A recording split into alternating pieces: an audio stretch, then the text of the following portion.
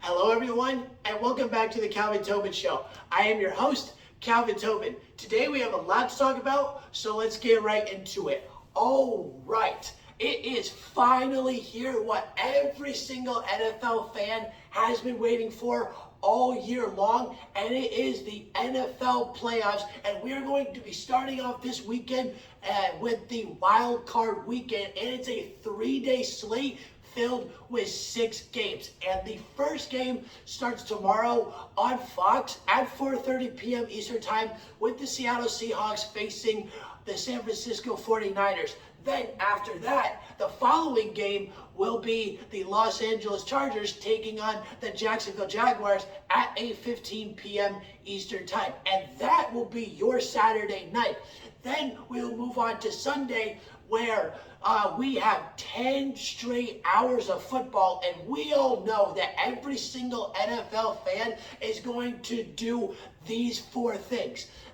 They're going to be glued to their TV, drinking beer, eating snacks, spending time with friends and family. And the first game that everyone will be able to watch will be the Miami Dolphins versus the Buffalo Bills at 1 o'clock p.m. Eastern Time. Then the second game of Sunday will be the New York Giants versus the Minnesota Vikings at 4:30 p.m. Eastern Time. Then to finish off the 10-hour slate and to finish off Sunday, we will all get to watch the Cincinnati Bengals take on the Baltimore Ravens at 8:15 p.m. Eastern Time. Then the final game of the wild card weekend to finish it off. After everyone gets off work, everyone will be glued to their TV watching the Dallas Cowboys take on the Tampa Bay Buccaneers. Now, the first game of the whole weekend with the Seahawks versus the 49ers, we have got a couple of Cinderella stories that we have got to witness this season between these two teams. And the first one is the Seattle Seahawks quarterback, Geno Smith, and he has proven to us that he has still got something to prove, and he still has stuff left in the tank, and he has been, it's crazy at what he has been able to do, because he's been in the league for 10 years, but over the last 6 years, he has been a backup quarterback for a couple different teams, and he hasn't been able to get on the field at all,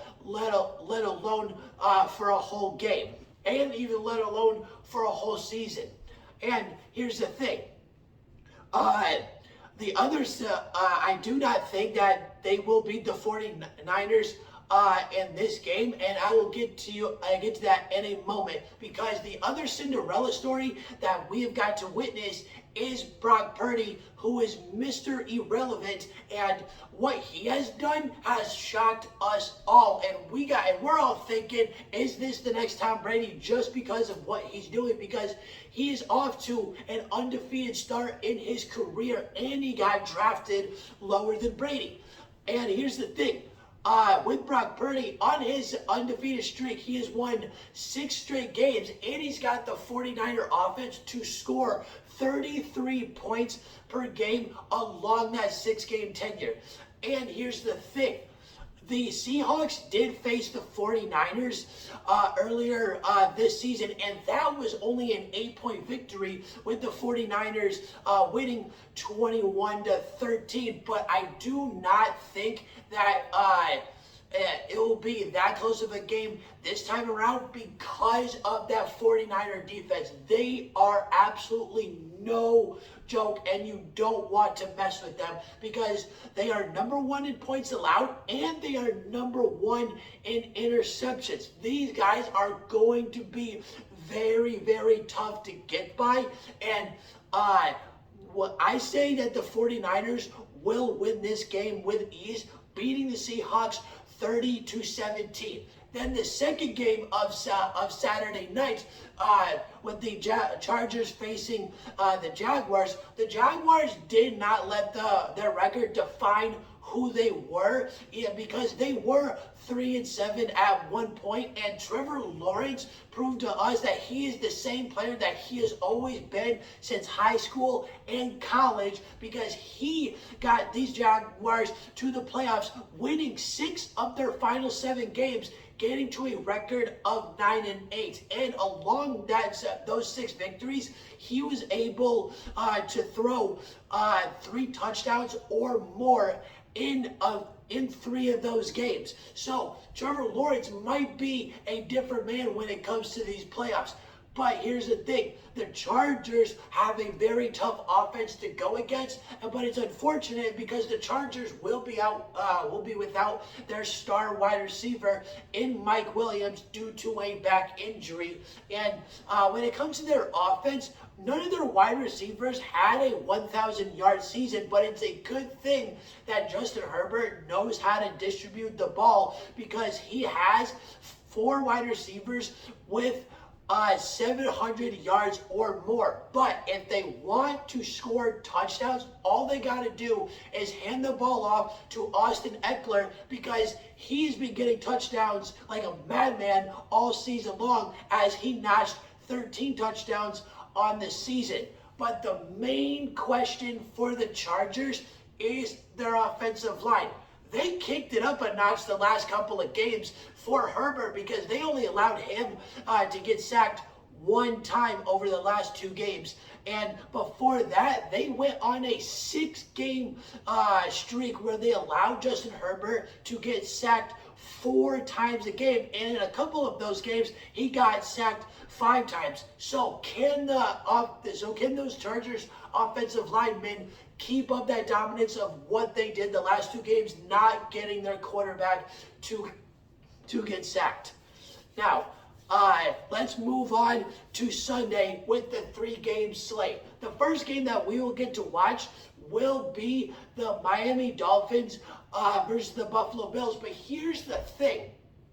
The most fair game out of the 3 games that we will be watching on Sunday will be the New York Giants versus the Minnesota Vikings, because these guys are the healthiest out of everybody, out of the 6 teams that are playing. Because with the Bengals versus Ravens and the Bills versus the Dolphins, they are both facing the same issue with quarterback injury trouble, and the Bengals are most likely to win again, because they beat the Ravens in the last game of the season 27-16, and it's most likely going to be a larger win margin, or around the same score, with the Bengals winning, because the Ravens are undecided and uneasy on whether or not Lamar Jackson is going to play, because he is facing an uphill battle with his knee injury, and he's been struggling with that over the last few weeks, and who knows if he's going to play or not. And the Dolphins are facing the same issue with Tua Tagovailoa having a concussion, and he's going to be out. And with this Miami Dolphins-Bills game, these guys, for 2 division rivals, these guys had 2 games of the season where they could have not been any closer. Miami won the first game of this 2-game slate, 21-19, and then Buffalo won the second game, 32-29.